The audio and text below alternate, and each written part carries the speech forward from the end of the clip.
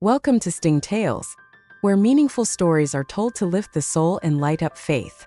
In today's journey, we will listen to the story titled, God Calms the Waves. God Calms the Waves. If you find the channel's stories valuable and inspiring, please remember to subscribe to the channel, like and share to spread the light of love and hope to more people. Now please join us in today's wonderful story. Part 1. Introduction. Sea of Galilee.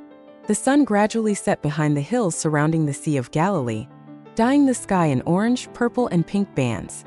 The vast lake was like a giant mirror, reflecting those brilliant colors, making the scene magical, both poetic and majestic. For the people of Galilee, the lake was not only a place to make a living providing fish, shrimp, and water, but also a symbol of life, a breath closely connected to their lives. But it was also the lake that many times became a place to sow fear. Anyone who lived around here knew, the Sea of Galilee often had sudden storms. The wind blew down from the mountain crevices, met the vast lake, creating fierce waves, sinking boats in an instant. People were used to the sight of experienced fishermen still facing danger, sometimes even losing their lives in the stormy waves. In that context, one afternoon, Jesus said to his disciples, "Let us go across to the other side." He had just spent a long day teaching the people. The crowd jostled and listened to every word, and many sick people were healed by him. But now, as the sun set, he wanted to go with his disciples to the other side of the lake to rest and continue their journey. The disciples, most of whom were fishermen familiar with the waves, immediately put their boats out to sea. Everyone thought that this was just a normal trip across the lake, but they did not know that an incident would happen, turning that trip into a great lesson, not only for them, but for generations to come. Part 2. Jesus and his disciples crossed the sea. The boat glided across the water, the sound of the oars beating steadily. A cool breeze blew from the lake, dispelling the fatigue of a long day. In the sky, the stars appeared one by one, sparkling in the gradually falling darkness.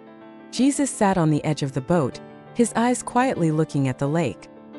He knew clearly the thoughts that were filling the hearts of the disciples, those who were still weak in faith, but were also learning to trust in him step by step. A moment later, he stood up, quietly walked to the end of the boat, then lay down, put his head on a small pillow, and fell asleep. The disciples saw this, and each let the teacher rest, because he was tired after a day of preaching. They continued rowing, chatting softly about the things that had happened during the day. A peaceful atmosphere prevailed. Everything seemed peaceful, but somewhere, clouds began to gather. Part 3. The unexpected storm. Suddenly, from the distant hills, the wind began to blow strongly. At first, it was just a whistling wind, then quickly became a hurricane. Waves rose violently, hitting the side of the boat.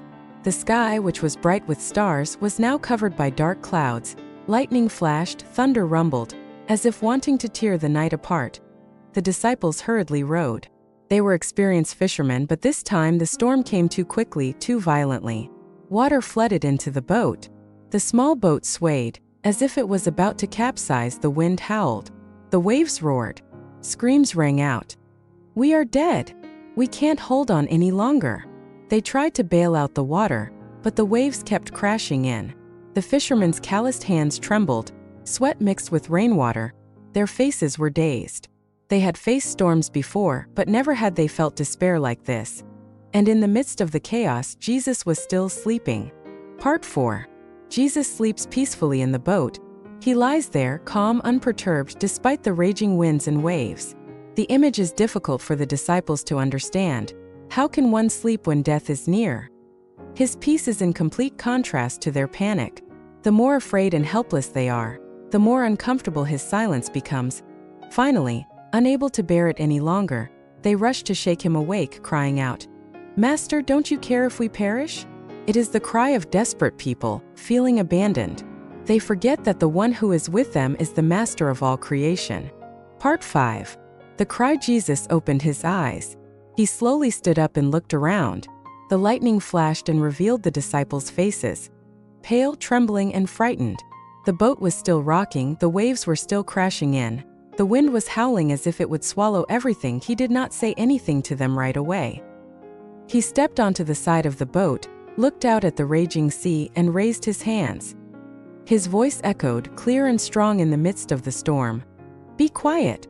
Be still. Part 6. The word of power. Immediately, a miracle happened. The wind stopped. The waves disappeared. The lake became calm, as if the storm had never happened. There was only the sound of the disciples' labored breathing, and a mysterious silence. They looked around, eyes wide open, not believing what they had seen. With just one word, the raging nature had to submit. The power was beyond all understanding. Jesus turned and looked at them and asked, "Are you still afraid? Have you no faith?" Part 7. The disciples' amazement. The disciples whispered to each other, their voices trembling, "Who then is this, that even the wind and the sea obey him?" They had seen him heal the sick and cast out demons, but this was the first time they had seen him command nature and the universe to obey. Their hearts were filled with amazement and fear. It seemed as if they were realizing that their master was not just a prophet, but the one with the power of God. Part 8. The testimony of a disciple. Fictional. I am Peter. I grew up on this shore, familiar with every wind and wave. But that day I was scared to the core. We did our best, but it was no use. And I thought, we will die, but with just one word from the master, "Be still." The wind stopped, the waves died. I had never seen such power. Even the sea and the wind obeyed him. From that day on, I understood. In him we find peace, even in the midst of the greatest storm. Part 9. Theological reflection. This miracle is not just a natural event, but a revelation. Jesus is the Son of God, the one who rules the universe. In the Bible, only God has the power to command the sea and the wind. Now Jesus does it, which means that in him, God's power is fully present. The storm on the lake is also an image of the storm in the human soul. Fear, trial, crisis, deadlock.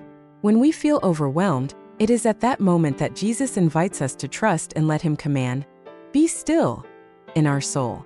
Part 10. Message for today. In life, everyone encounters storms.